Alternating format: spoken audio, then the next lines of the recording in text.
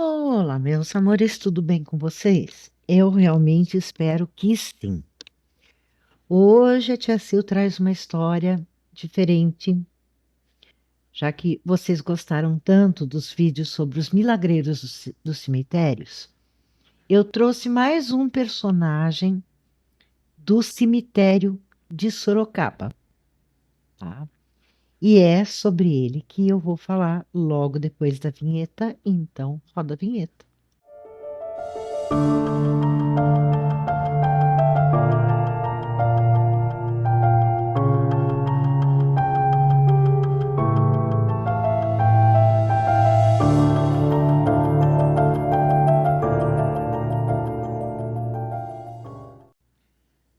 Pois bem, sem mais delongas, vamos aos fatos.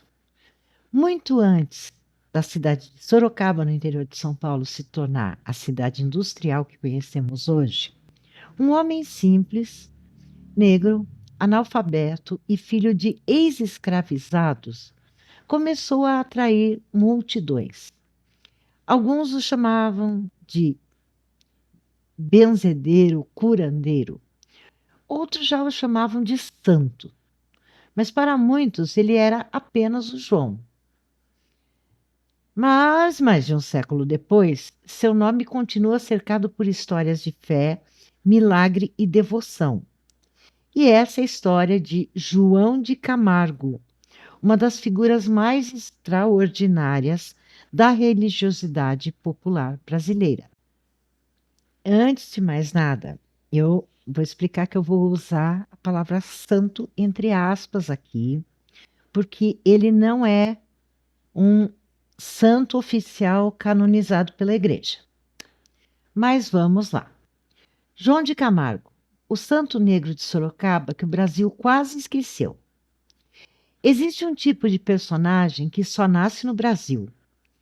Geralmente homens pobres, negros, analfabetos, filhos de violência histórica, pessoas que deveriam, entre aspas, desaparecer da memória oficial, mas que acabam virando lenda. E na cidade de Sorocaba, no começo do século XX, um homem carregando fome, doença, preconceito, miséria, se transformou em uma das figuras espirituais mais populares do interior paulista. Seu nome era João de Camargo. Para alguns, ele era um curandeiro, para outros, ele era um feiticeiro perigoso. Para muitos pobres, um homem santo. E para a elite da época, ele era um problema. Hoje, sua história sobrevive entre velas acesas, romarias silenciosas e relatos passados de geração em geração. Porque há personagens que o povo nunca deixa morrer. Um Brasil recém-saído da era da escravidão. Para entender João de Camargo, é preciso entender o Brasil em que ele viveu. A escravidão havia acabado oficialmente em 1888, mas a liberdade dada a eles foi uma liberdade cruel. Sem terra, sem estudo, sem proteção e sem dignidade. O país tentava parecer moderno, europeu e, entre aspas, civilizado. E nesse projeto de modernização, tudo que lembrasse a cultura popular negra era tratado como atraso. Benzedeiras eram perseguidas, curandeiros eram presos. Práticas espirituais afro-brasileiras eram criminalizadas. Era um Brasil profundamente racista, mesmo depois da abolição. E foi nesse cenário que João apareceu. A infância e a dor. João de Camargo nasceu em meados do século XIX, filho de pessoas escravizadas. A pobreza fazia parte da vida desde o início E ele trabalhou como lavrador, carregador, empregado braçal. Como milhares, naquela época, ele viveu à margem da sociedade. Há relatos de que ele sofreu humilhações constantes, fome e exclusão social. Mas existe um detalhe importante em praticamente todas as versões da sua história. O João era profundamente religioso. Ele misturava o catolicismo popular com as crenças afro-brasileiras, a espiritualidade popular e práticas de cura, algo muito comum entre os pobres brasileiros daquela época, porque o povo brasileiro sempre criou sua própria forma de sobreviver espiritualmente. A doença, o desespero e a visão. A grande virada da vida de João de Camargo veio através da dor. Ele teria adoecido gravemente e há relatos que falam em feridas pelo corpo, outros em sofrimento físico intenso e abandono. Sem dinheiro, sem tratamento e sem esperança. Então acontece aquilo que transforma a vida dos homens comuns em figuras míticas.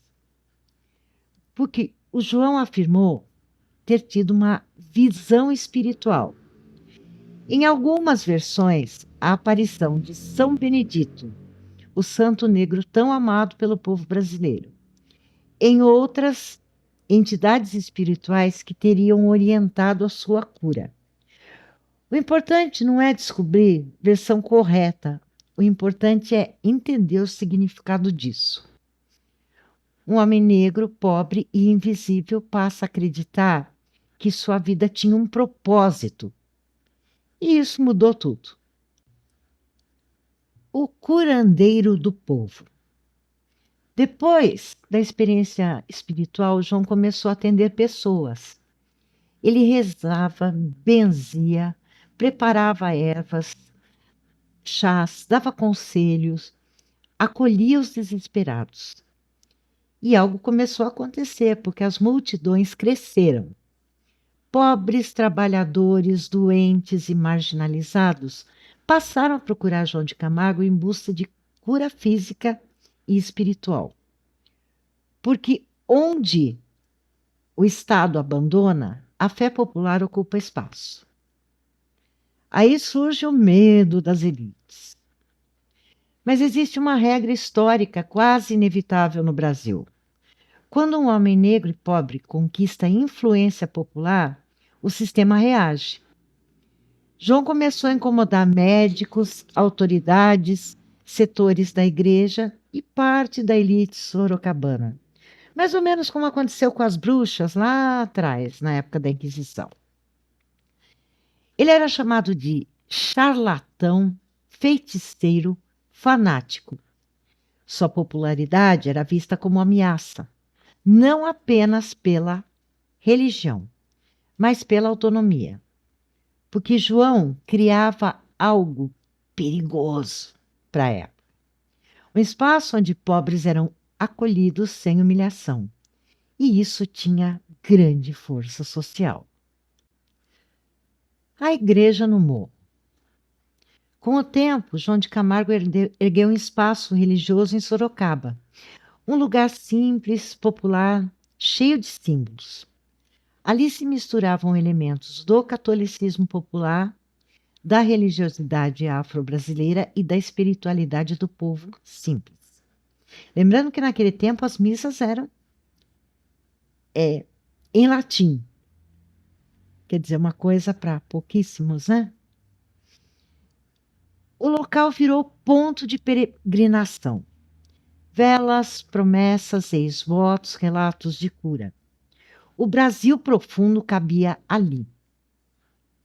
Por quê? A fé popular não cabe em gavetas. Talvez uma das coisas mais bonitas da história de João de Camargo seja justamente o fato de ele escapar de classificações.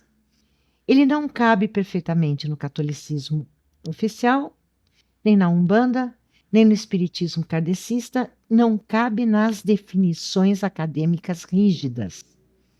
Ele pertence àquele território espiritual tipicamente brasileiro, onde reza, benzimento, santos, ervas, ancestralidade e esperança convivem juntos.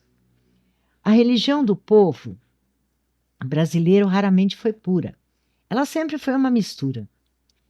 E talvez seja isso que a torna tão viva. E agora vem o preconceito por trás do esquecimento. Porque hoje muita gente de São Paulo sequer conhece João de Camargo. E isso diz muito. Porque personagens ligados à elite costumam ganhar estátuas, livros, homenagens oficiais.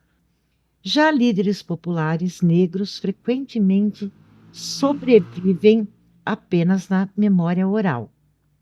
O apagamento também é uma forma de violência histórica. Mesmo assim, a memória de João resistiu. Resistiu nas velas acesas, nas histórias contadas por avós, nas promessas, nos fiéis. Resistiu porque o povo guarda aquilo que a história oficial tenta esquecer.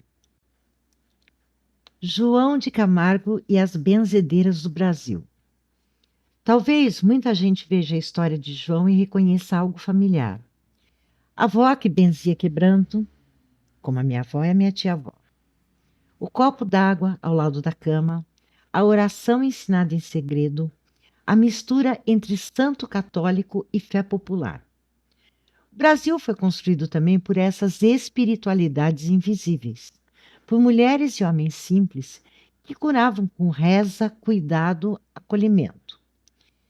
E talvez seja por isso que as histórias como a de João de Camargo ainda emocionem tanto, porque elas falam de um país profundo, um país que continua existindo apesar de tudo. Talvez a intenção de João de Camargo nunca tenha sido ser um santo. Talvez ele quisesse apenas aliviar a dor das pessoas. Mas há figuras que o povo transforma em símbolo. E até hoje, lá em Sorocaba, ainda existem pessoas que sobem o morro onde sua memória permanece viva. Acendem velas, fazem promessas, rezam para um homem que nasceu sem nada e acabou se tornando eterno na fé popular brasileira. Por quê? Existem histórias que não sobrevivem nos livros. Elas sobrevivem nas almas. E então, me diz aí se vocês já ouviram falar do João de Camargo. Eu me lembro que quando eu era criança, a minha avó comprava um defumador João de Camargo para defumar e tirar tudo de ruim da casa. E a minha avó, ela benzia quebranto. Aliás, eu tenho um vídeo aqui no canal com o benzimento dela. É para quebranto e mal olhado. E quem, assim, até os anos 70, ele era bem famoso, tanto que aqui em Itapetininga teve um centro espírita e de Umbanda, João de Camargo, que pertencia à dona Flavina. Bom, me conta aqui nos comentários se você já ouviu falar do João de Camargo. E, por favor, deixa algum comentário para engajar, porque o YouTube está muito chato para entregar vídeo. Então, o comentário, o like, ajuda muito. E se você está sempre por aqui e gosta do meu trabalho, considere se inscrever, ativar o sininho e aí você recebe o aviso toda vez que eu postar um vídeo novo. Ou então me segue lá no Instagram, Sil Riberto, porque eu também estou postando lá os avisos de vídeos novos. Eu agradeço imensamente a sua companhia e nós nos vemos no próximo vídeo, mas fiquem bem. É o que eu desejo de coração.